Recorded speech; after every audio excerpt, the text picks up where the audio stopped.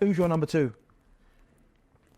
Well, I've gone for Zinedine Zidane. Oh my goodness gracious me, he should be one down. Well, no, let me explain why. I only played against him once. Yeah. And it wasn't even a competitive match, but it got competitive. It was a pre-season tournament against Madrid, Liverpool. Yeah. In the Bernabeu. So, you know when you're already in awe of someone, you're thinking, I want to see how good he really is. And it started a bit showboat. Figo played as well. Yeah. Oh, mate. It was one of the best exhibitions of midfield play I'd ever seen in terms of controlling tempo. Yeah. So it wasn't even like he was running past people with dribbles and stuff. He was just popping up in different positions, left foot, right foot. Anyway, he's running the show and, it gets to a point where it's like, come on, we've got to put ourselves about. And me and Stevie kind of give each other a little nod as if to say, let's smash him. Get after them, yeah. No, let's smash him. Head's gone. Yeah. So he's got the ball in the middle of the park. I've come in from one side to try and smash him. He's done this mad little turn. I've missed him. Yeah. And then Stevie's come in to do him. And as in Stevie's jump, he skipped over him. So me and Stevie are kind of both on the floor looking at each other, and he's still got the ball. Yeah. And it was just like, oh, this fella. He was, honestly, it was incredible. I loved him anyway. Yeah. But I loved him even more. And then we finished the game. And Julio was our manager. And Zinedine Zidane, he was his first proper manager before he got the move to Juve. Yeah. In France. So they got on great. So Zidane came in to see Gerrard in the changing room. Right, we were all tracksuited and all that. Yeah. He come in a pair of shorts, flip-flops, and a vest. It was hot. Yeah. Shades on his head, chilled. And when he come in, he greeted Gerrard. And I was only a few, just looking at, you just it sounds pathetic. But it's not. You're a bit of a fan. And he walked literally 3 yards to me and he went, right, Danny, well played.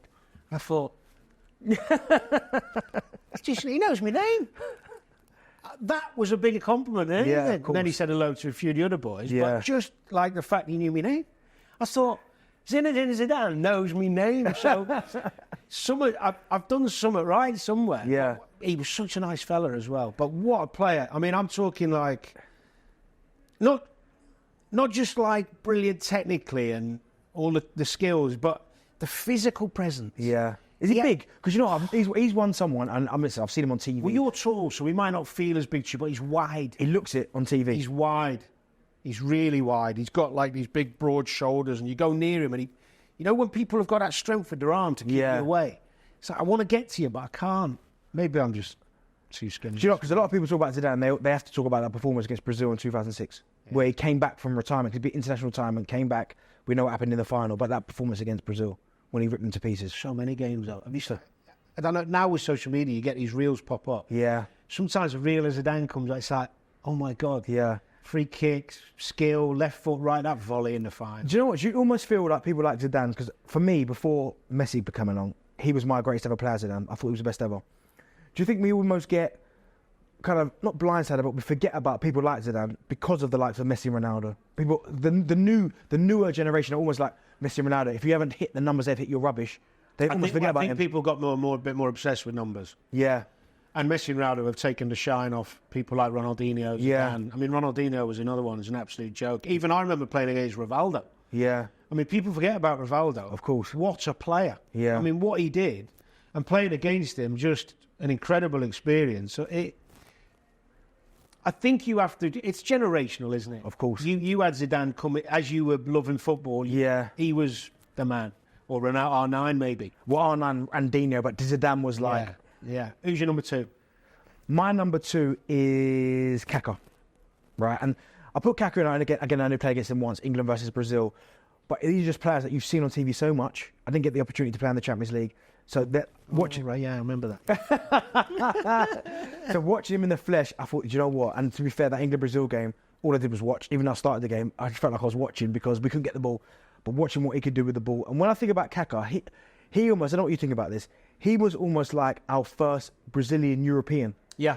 Do you know what I mean when I say that? I do know exactly what you mean. Ronaldinho, R9, Rivaldo, played like your typical Brazilians, Denilson, 100 step on and all that. Yeah. But Kaka came along and he was underappreciated because he played almost like a European footballer. But just seeing the size of him, by the way, how big he was, the turn of pace, his touch, his vision, his goal threat. I think the biggest thing, as I said there, that really surprised me about him is that he put his head down one time, pushed it past Ashley Cole, which doesn't happen, and he was gone, mate. and he was gone. Ash was quick. It's quick, and I remember thinking, whoa. But I mean, as a player, what he did at AC Milan, maybe not his best stuff at Real Madrid, for me, getting on the pitch with the likes of those players, incredible. I never had the. No, I didn't play against Kaka. I'll tell you, just on a similar position, who not to the level of Kaka, but I know we're deviating a little bit. But I remember coming up in his early years before he went to Barcelona was Deco. Oh my God, playing against him at Chelsea. I played against him at Porto. Good player. Very good. Those players who had that ability to always be in space. Yeah. And do you know what? It shows you what a good job. Talking about Kaka, remember the Champions League final, obviously Istanbul. Yeah. The fact that Di Maria came on and nullified that threat because he ran the whole game to him. Just shows you how good Di Maria was to be able to not put him in his pocket, but help out. Yeah, of course. Yeah. That constant threat that he gave him. Well, it could have been a rout. It was 3-0 at half time, wasn't it? Yeah. Could have been a rout.